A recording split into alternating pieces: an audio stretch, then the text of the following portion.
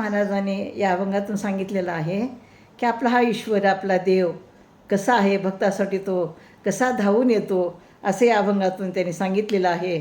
पहारे हे दैवत कैसे, भक्त पिसे भाविका, पाचारीला सारिखे पावे, ऐसे सवे बराडी, शुष्क काठी गुरगुरी, लाज हारी न धरिता, तुका मने अर्धनारी, ऐसी धरी रुपडी हा. तर अहो बघा, हे आमचे विठ्ठल दैवत कशी आहे. हे दैवत भावूक बनते आणि याला भक्तीची वेळ लागलेली असते.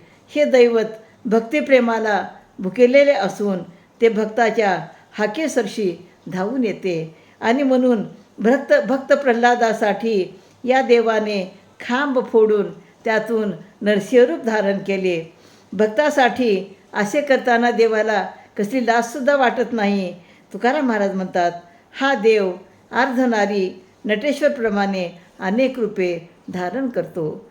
या अभंगातून तुकाराम महाराज सांगतात की आपण जर देवाला भक्तिभावाने आर्ततेने जर हाक दिली तर तो ईश्वर जसं भक्त प्रल्हादाला धावून गेला त्याप्रमाणे आपल्यासाठी सुद्धा तो धावून येईल. असा हा आपला विठ्ठल आहे.